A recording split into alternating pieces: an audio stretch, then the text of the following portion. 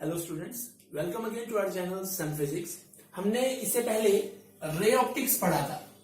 Ray optics में हमने ये देखा कि लाइट का रे नेचर, जिसपे बेस्ड जो फिनोमिना हमने पढ़े वो रिफ्लेक्शन, रिफ्रैक्शन और डिस्पर्जन थे। उनके बारे में हमने पूरी डिटेल स्टडी की है। अब हम स्टार्ट कर रहे हैं वेव ऑप्टिक्स। वेव ऑप्टिक्स मतलब लाइट के वो फिनोमिना जो लाइट को वेव कंसीडर करके एक्सप्लेन किए जाते हैं। अब वेव किस तरह की वेव? देखिए, लाइट एक इलेक्ट्रोमैग्नेटिक वेव है। इलेक्ट्रोमैग्नेटिक वेव होने का मतलब ये ऑसिलेटिंग इलेक्ट्रिक और मैग्नेटिक फील्ड से बनी है। इसका मतलब ये है कि मटेरियल मीडियम इसको चलने के लिए रिक्वायर्ड नहीं होता, क्योंकि सन से लेके यहां हमारे पास अर्थ तक जो लाइट आती है, अगर ये हमारी अर्थ है तो इसके ऊपर केवल ये एटमॉस्फेयर है लगभग 400 किलोमीटर हाइट तक का। उससे ऊपर वैक्यूम है, यानी कि सन से लाइट आ रही है तो वैक्यूम से आ रही है। मीडियम तो यहां मिलता है ना, इससे पहले तो बिना मीडियम के आ रही है। इसका मतलब लाइट क्या है? एक ऐसी वेव है जिसको चलने के लिए मीडियम की जरूरत नहीं पड़ती। और हमने प्लस वन में पढ़ा है कि ऐसी वेव होती है ईएम वेव, इलेक्ट्रोमैग्नेटिक वेव। उसका जो विजिबल पार्ट है, visible spectrum, that is responsible for us to see anything, यानी कि जो लाइट की वो एनर्जी जो हमें देखने में हेल्प करती है वो उसके विजिबल पार्ट होती है, जिसकी जो वेवलेंथ है वो 4000 एंगस्ट्रॉम से 7000 एंगस्ट्रॉम तक होती है। अब कुछ चीजें जो मैं आपको बता रहा हूं वो ध्यान से समझिएगा। लाइट एक वेव है तो जो उसकी एनर्जी है वो इंटेंसिटी की टर्म्स में होती है, यानी कि जहां इंटेंसिटी ज्यादा, इसका मतलब वहां एनर्जी ज्यादा आ रही है, जहां इंटेंसिटी कम वहां एनर्जी कम आ रही है। और इंटेंसिटी, जैसे वेव अगर मान लिया इस तरह से चलती है, ये सपोज एक ट्रांसवर्स वेव है, लाइट भी एक ट्रांसवर्स वेव है, तो ये जो पार्ट है ना, ये this is displacement of the particle, तो ये चीज कहलाती है एम्पलीट्यूड। जितना ज्यादा एम्पलीट्यूड उतनी ज्यादा इंटेंसिटी और उतनी ज्यादा एनर्जी। यानी कि वेव थ्योरी में जो एनर्जी है वो सीधे सीधे इंटेंसिटी से रिलेटेड है और इंटेंसिटी सीधे सीधे एम्पलीट्यूड से रिलेटेड है। Intensity I proportional to amplitude square. ये कंसेप्ट आपको याद रखना है, क्योंकि कई क्वेश्चंस में भी ये कंसेप्ट आपको हेल्प करेगा। अच्छा, अब हम आगे चलते हैं। जो वेव थ्योरी की आगे फॉरवर्ड हुई, मतलब तो एक साइंटिस्ट थे हाइगन।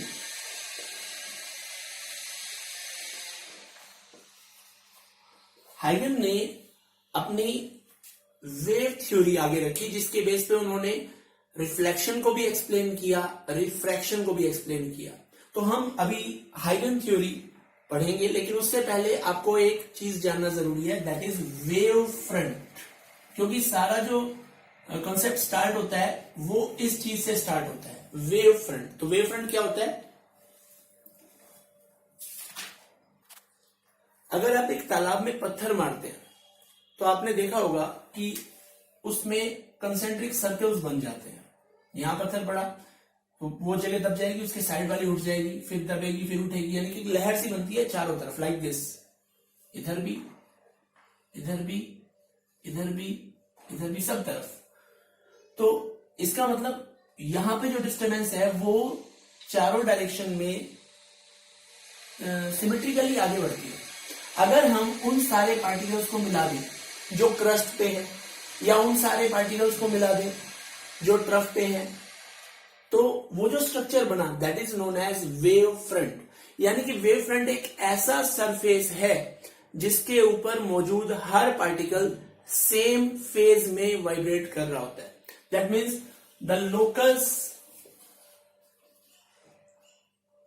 Of all the particles vibrating in same phase,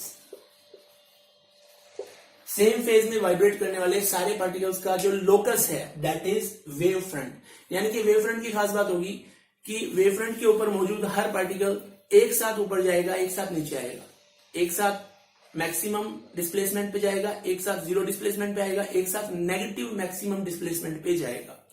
ठीक है। अब depending upon the nature of source, wave front जो है वो 3 तरह के हो सकते हैं। जैसे अगर आपका पॉइंट सोर्स है, ये पॉइंट सोर्स है, तो इससे जो लाइट चलेगी वो सभी डायरेक्शन में आएगी, तो इसका जो वेव फ्रंट बनेगा वो होगा स्फेरिकल वेव फ्रंट। अगर आपका कोई लीनियर सोर्स है, लीनियर सोर्स यानी कि यहां से लाइट आ रही है, तो उससे क्या होगा, सभी डायरेक्शन में इक्वली जाएगी, तो इसका जो वेव फ्रंट बनेगा वो सिलेंड्रिकल शेप का होगा।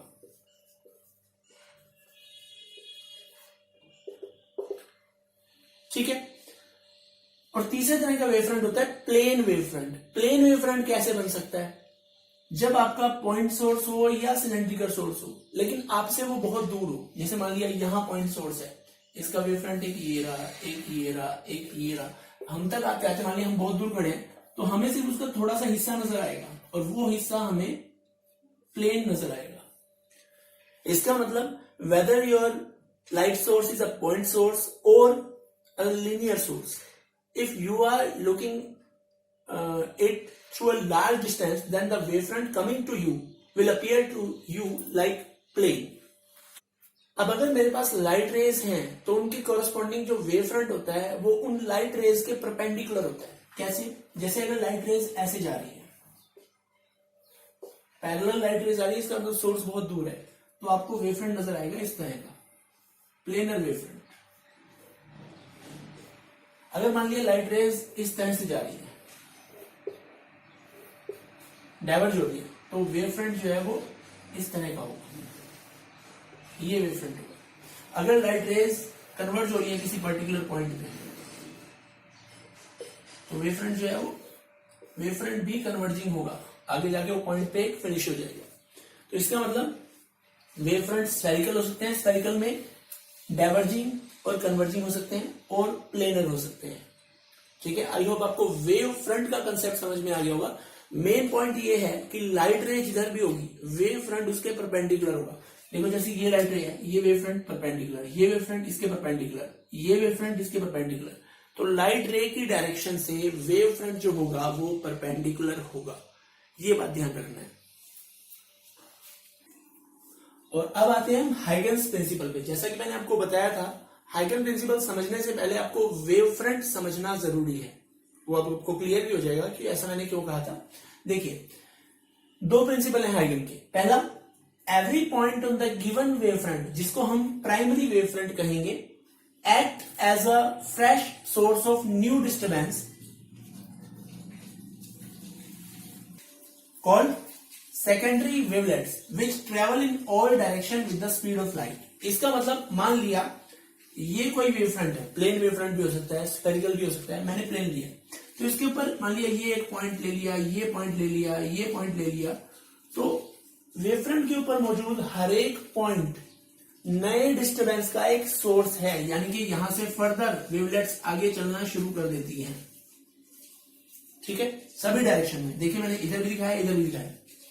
तो ये तो आपका हाइगन का फर्स्ट प्रिंसिपल है कि किसी भी वेव फ्रंट के ऊपर मौजूद हर पॉइंट एक नए सोर्स ऑफ डिस्टर्बेंस की तरह काम करता है, जिससे फर्दर सेकेंडरी वेवलेट्स जो हैं वो सभी डायरेक्शन में चलती हैं।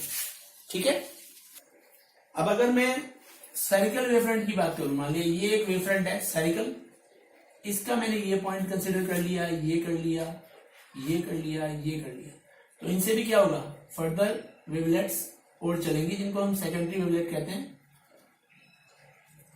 इस तरह से आपका एक वेव फ्रंट क्या करता है, उसका हर पॉइंट नए सोर्स की तरह एक्ट करता है। ठीक है, अब second, a surface touching these secondary wavelets, जिन सेकेंडरी वेवलेट की हमने बात की थी उनको टच करता हुआ अगर हम सरफेस ड्रॉ करें तो tangentially in the forward direction at any instant that gives the new wavefront at that instant, यानी कि इस तरह से वेवफ्रंट आगे बढ़ता है। कैसे, ये मैं आपको समझा देता हूं। जैसे मान लिया ये हमारा प्राइमरी वेवफ्रंट था, इसके ऊपर ये जो पॉइंट्स हैं जो नए सोर्स ऑफ डिस्टर्बेंस की तरह एक्ट करते हैं, इनसे डिस्टर्बेंस और बन रही है। अब मैं क्या करता हूं, इन सबको टच करता हुआ टेंजेंशियली एक सरफेस ड्रॉ करता हूं, क्योंकि ध्यान दीजिए अगर मान लिया रेडिएशन की वेलोसिटी v है तो t टाइम में ये vt डिस्टेंस कवर करेंगे, यानी कि जो सारे स्फीयर ड्रॉ किए मैंने इन सबकी रेडियस क्या है, vt है। तो मैंने कहा फॉरवर्ड डायरेक्शन में जो टेंजेंट ड्रॉ की गई है, जो टेंजेंशियल सरफेस जिसको हम एनवेलप भी बोलते हैं, ये क्या करेगा, ये टी टाइम के बाद जो नए वेवफ्रंट की पोजीशन होगी वो बताएगा। यहां से फर्दर फिर ऐसे यही प्रोसेस होगा, ठीक है, इनको टच करते हैं फिर आगे बढ़ा दीजिए। इस तरह से एक वेवफ्रंट आगे बढ़ता है। लेकिन ये जो प्रोसेस मैं बता रहा हूं it is not much time consuming. आप ये अंदाजा लगा लीजिए कि ये जो प्रोसेस है ये स्पीड ऑफ लाइट से मूव करता है, यानी कि ये काम बहुत जल्दी होता है। एक बात और, बैकवर्ड डायरेक्शन में लाइट नहीं आती, क्योंकि फॉर्मूला होता है intensity is proportional to 1 plus cos theta. अब ध्यान दीजिए अगर फॉरवर्ड डायरेक्शन में है तो थीटा हो गया 0, तो इंटेंसिटी हो गई proportional to 1 plus 1 that is 2, वो मैक्सिमम हो जाएगा। और जब बैकवर्ड डायरेक्शन में लेंगे तो थीटा हो जाएगा 180, तो कोस 180 होता है -1, तो इंटेंसिटी विल बी 0, यानी कि बैकवर्ड डायरेक्शन में कोई इंटेंसिटी नहीं होती। इसलिए इस केस में लाइट जो है वो केवल फॉरवर्ड बढ़ती है। ये हमारे बेसिक प्रिंसिपल हैं जिनके बेस पे अब हम रिफ्लेक्शन और रिफ्रैक्शन वो समझेंगे। So it was an introductory video about wave theory. तो लाइट वेव की तरह कैसे बिहेव करती है मैंने उसका बेस आपको बताया है।